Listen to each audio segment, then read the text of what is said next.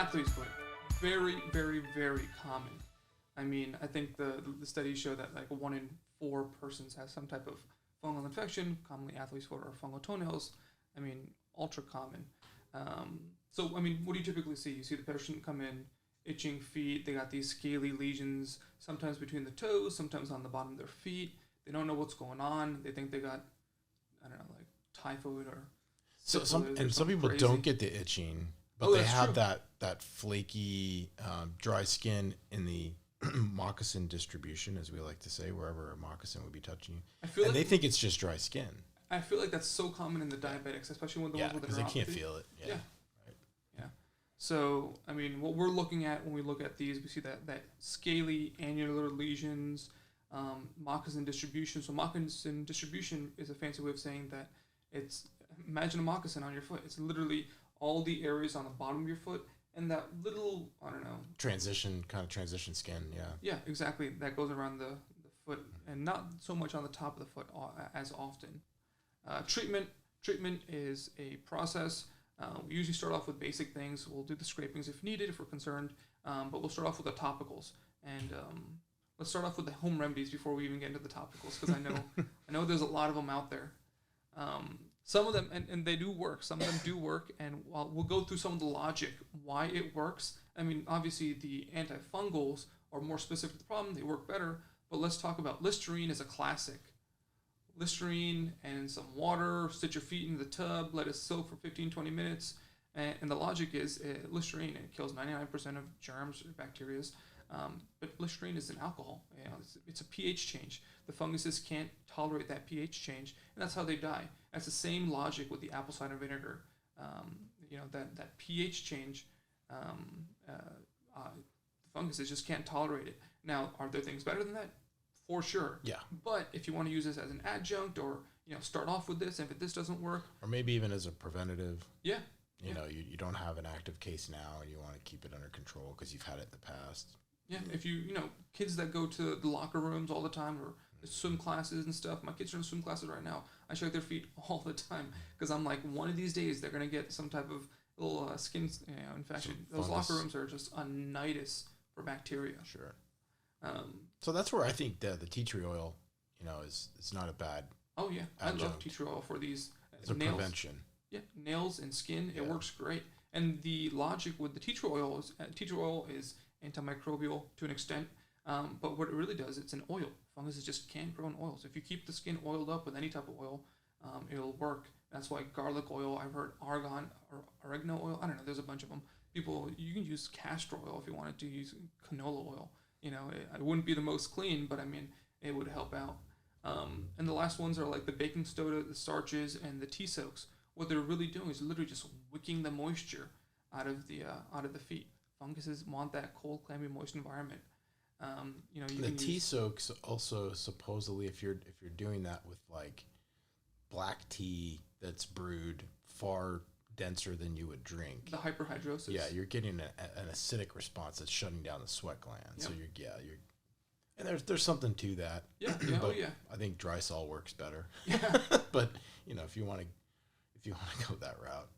Yeah, these are all home remedies. They do have some bit of truth to them, and that's why we bring them up.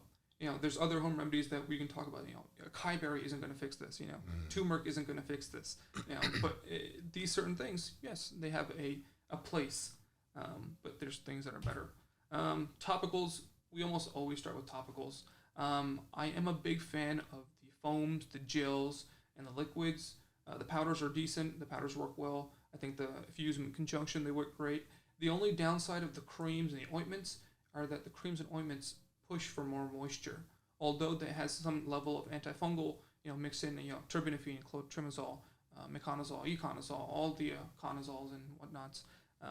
They all work, but if you add the moisture component to it, you're just going to hold more moisture there. So that's why I like the foams, the pledgets, the liquids, the and the old adage, though, that if it's dry, you want to wet it. If it's wet, you want to dry it. So you can kind of play with, is this a real soupy tinea where their hyperhidrosis is going nuts? You kind of got to address both. Yeah. So being able to find something that's going to dry things out, maybe stick with the powders. Yeah. But that's kind of the way I usually approach it. Now, when it becomes, uncontrolled, or if it's worse than your baseline athlete's foot, we might go to a combination of the topicals plus an oral. I mean, very rarely do I ever have to get to it, but if I see it's been long standing, we might jump on the train. Terbinafine and itraconazole are the go-tos, but we use them very sparingly. Athlete's foot is easily controlled if you do your baseline therapies. The only downside is, if it doesn't get better, we add the pills, we get some blood work done, and it should be fine. There are some things that I do recommend to use as an adjunct, regardless of what level of athlete's foot you have. Simple things, moisture control, like Dr. D said, the powders, the odor eater moisture control powders, they work so well. Yes, it will be messy, and that's why I usually say, all right, start off with the powders, and then once things get better, maybe go to like the moisture control insoles, the odor eater insoles. They work great. If you're in closed-toed shoes, leather shoes, boots, construction boots, if you're in sneakers and you're sweating, or if you have, hyperhidrosis, your feet sweat quite a bit, you just got to stay ahead of it. Change your shoes often. Yeah, breathable socks. A lot of people have been wearing like the synthetic socks, which don't breathe as well as cotton socks, supposedly. I don't know. Well, there's some evidence maybe to support the fact that the acrylic socks like Thorlo help wick the moisture away and let it evaporate out. So, I mean, there is some truth to that. Some people just prefer the cotton, but the cotton does absorb moisture and hold it next to your skin, and that can be a problem for blistering. It can be a problem.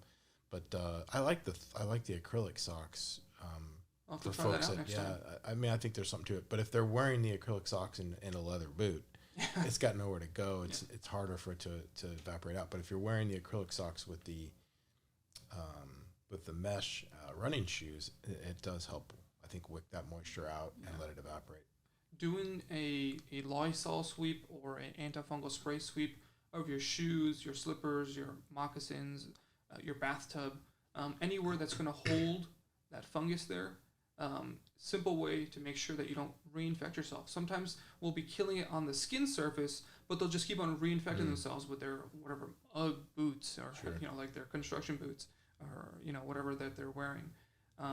You can do the antifungal sprays, or you can do the Lysol, or what's newer, light therapy, or the UV lights. They kill everything that they can put their light onto.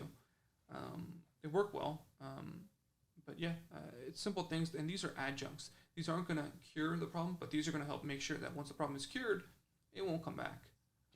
But I mean, as far as things go, athlete's foot's very, very straightforward. All we got to do is just get ahead of it.